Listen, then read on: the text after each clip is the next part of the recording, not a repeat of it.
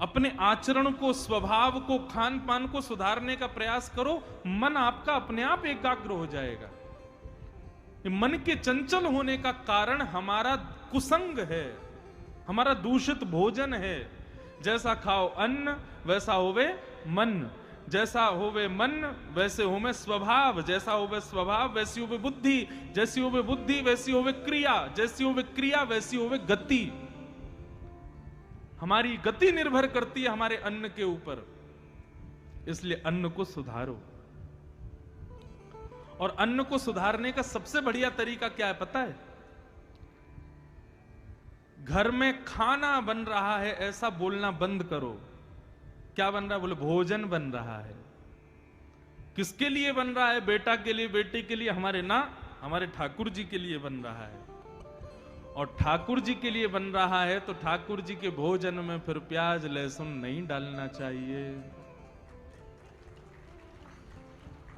आप विश्वास मानिए, भगवान का भोजन आप इन दो चीजों के परहेज करके लगाओगे और फिर उसको पाओगे, अपने आप देखोगे कि मन आपका शांत होने लग जाएगा, मन आपका स्थिर होने लग जाएगा, मन में एकाग्रता प्रकट होने लग जाएगी। अब कहां तक कहें? देखो, प्याज लहसुन खाने से आपको कोई घनघोर पाप लग जाएगा, नरक में चले जाओगे, ऐसा नहीं है। लेकिन हां, प्याज और लहसुन जो है ये तामसिक होते हैं और इनका सेवन करने से मन जो है वो विचलित रहता है, बुद्धि जो है उसमें नकारात्मक विचार आते रहते हैं, इसलिए इनका सेवन नहीं करना चाहिए। और सबसे बड़ी बात है भैया, हमारे ठाकुर जी को भोग नहीं लगता तो हम क्यों पाए? गीता में भगवान कहते हैं, मेरे को बिना भोग लगाए व्यक्ति जब भोजन करता है तो भुंक्ते ते त्वघम पापात, वो अपना पाप खा रहा है। भगवान कोई हमारी रोटी खा तो जाते नहीं है। भगवान को ऐसा तो नहीं कि आपने रोटी दाल चावल रखे तो पूरी प्लेट साफ हो गई। ठाकुर जी तो केवल भोजन पर दृष्टि डाल के उसको शुद्ध करते हैं ताकि हमारे खाने योग्य वो हो जाए। सत्संग के बहुत स्वरूप हैं, सत्संग के बहुत पहलू हैं बंधुओं, उनको अपनाना प्रारंभ करो। और सबसे बड़ी बात है, अंतःकरण से शुरू करो।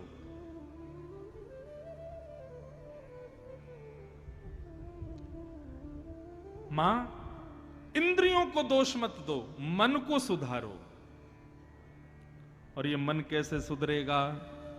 तब भगवान बोले, मैं 5 लक्षण आपको बता रहा हूं, ये 5 लक्षण जिसमें दिखाई दे मां, उनका संग करना प्रारंभ कर दो। बंधुओं, बहुत ध्यान से सुनना, ये 5 लक्षण जिसमें हो उसका या तो संग करो, और यदि ये 5 लक्षण किसी में ना हो तो अपने अंदर लाने का प्रयास करो। और 5 में से कोई एक लक्षण भी किसी के अंदर हो तो भी आप उसका संग कर सकते हो। लेकिन सबसे बड़ी बात हम बताएं, ये 5 लक्षण सुनने के बाद आप भी कहोगे कि भैया इन 5 लक्षणों से युक्त अभी संसार में कोई नहीं है। इसलिए सबसे बढ़िया ये है, 5 लक्षण सुन के अपने अंदर लाओ। कौन कौन से 5 लक्षण? भगवान कपिल अपनी माता देवहूति को बता रहे हैं। मां, तितिक्षव कारुणिका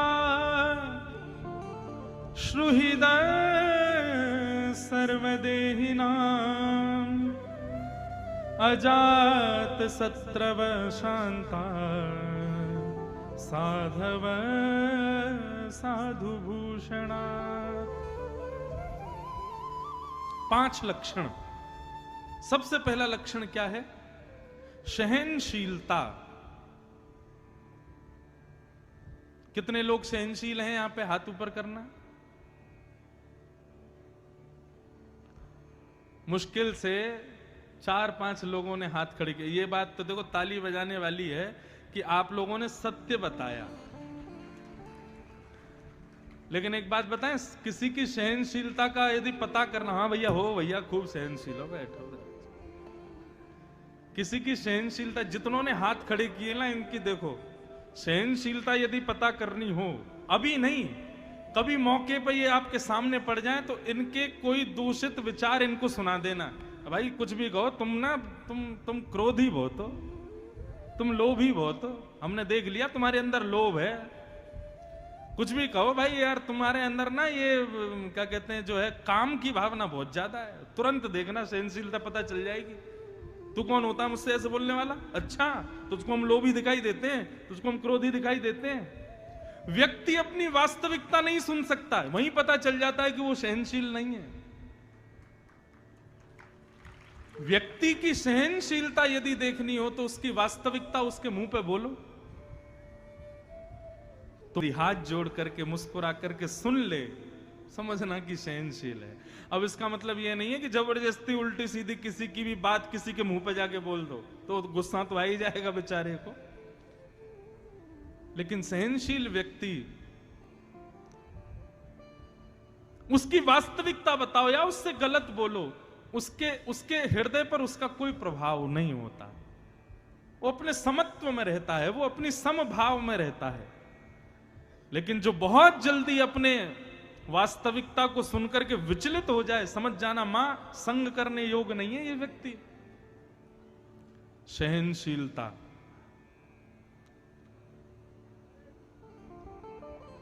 सहनशीलता सबसे प्रिय संसार में क्या होता है? अपना सम्मान, अपना मान, अपनी प्रतिष्ठा। उस प्रतिष्ठा पर आई एक छोटी सी आंच भी हम सहन नहीं कर पाते, उससे पता चल जाता है हम सहनशील नहीं हैं। इसलिए मां जिसका संग हम करें उसके अंदर पहला गुण होना चाहिए कि वो सहनशील हो। एक संत गंगा जी में नहा रहे थे और स्नान करते हुए इतने में ही वो बाहर आए तो एक मन चला व्यक्ति आया और उसने पानी पिया और पानी पी के उन पर कुल्ला कर दिया। संत मुस्कुराए और दोबारा गंगा जी में चले गए। स्नान करके पुनः बाहर आए, उसने फिर कुल्ला कर दिया। संत दोबारा चले गए, फिर गंगा में स्नान करके आए, फिर बाहर आए, फिर कुल्ला कर दिया। लेकिन संत के हृदय को जरा भी ठेस नहीं पहुंची। वो चौथी बार फिर गए, स्नान करके बाहर आए तो जो बार बार पानी उन पर फेंक रहा था उस व्यक्ति को थोड़ा अटपटा लगा। बोले मैं इतने इनके साथ में बुरा कर रहा हूं, इनको गुस्सा ही नहीं आ रहा।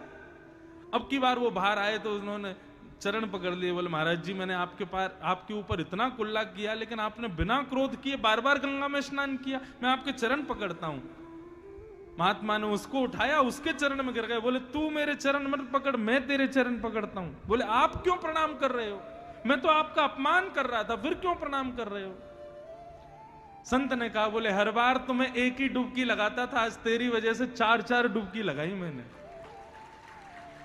हर बार तुम्हें गंगा जी में एक ही बार प्रवेश करता था, आज तेरी वजह से गंगा मैया ने अपनी गोद में 4 बार मुझे खिलाया है। इसलिए भैया धन्य है, तू आ गया, तेरी वजह से गंगा जी का बार बार आस्वादन हुआ। इसे कहते हैं सहनशीलता। सुनने में बड़ी अच्छी लग रही है लेकिन करने में उतनी ही कठिन है। बंधु सहनशील बनो। और हम दावे से कह सकते हैं भैया घाट घाट के पानी पिए हमने, दुनिया भर में कथा करते हैं, व्यक्ति के अंदर सहनशीलता का 100 भी नहीं होता। बिल्कुल सहनशील नहीं है आज का प्राणी। और हम औरों की क्या कहें, हमारे अंदर भी कहीं ना कहीं ये दुर्गुण होगा कि हम भी सहनशील नहीं है, लेकिन प्रयास करते हैं फिर भी बने। अब आपको क्या लगता है, हजारों लोग कथा सुनते हैं, सब प्रेमी करते हैं? कई लोगों के खत आते हैं, उसमें खूब बढ़िया बढ़िया प्रेमी बातें भी होती हैं। महाराज जी आप कथा ऐसी करते हो, आप तो यूं बोलते हो, आप तो ऐसे कर देते हो, आप तो बार बार अपने बालों पे हाथ फेरते हो। लोग बाग बुराई भी करते हैं तो सहन करना पड़ता है। जरूरी थोड़ी है हजारों लोग सब प्रेम करने वाले ही आते हैं कथा में, 2-4 लोग ऐसे भी आते हैं। लेकिन गोस्वामी तुलसीदास जी कहते हैं निंदक नियरे राखिए, निंदकों को सदा पास रखो। जो आपकी निंदा करे, आपकी बुराई करे, आपके अवगुणों को तुरंत आपके मुंह पे बता दे, उसको संग रखा करो। क्यों? ऐसा व्यक्ति सदैव आपको प्रगतिशील बनाएगा। लेकिन जो बात बात पे आपकी हाजी हजूरी करें, बार बात पे आपकी प्रशंसा कर दिया करें, आपके मुंह पे ही आपके गुणगा दिया करें, ऐसे व्यक्ति आपको ऊपर उठने से रोक रहे हैं, यही समझिएगा। सहनशील पहला लक्षण। तितिक्षव दूसरा लक्षण क्या है? तितिक्षव कारुणिका दूसरा लक्षण है करुणा। मतलब दया। असहायों पे दया करो।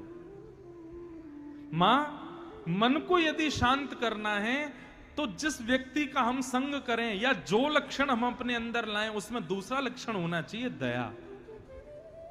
सब पे दया करो। बंधुओं, एक बात बताएं, दया का जन्म होता है क्षमा से। जो व्यक्ति क्षमाशील है वो व्यक्ति दयालु होगा, लेकिन जिसमें क्षमा का गुण नहीं है ना, वो कभी दयालु नहीं हो सकता।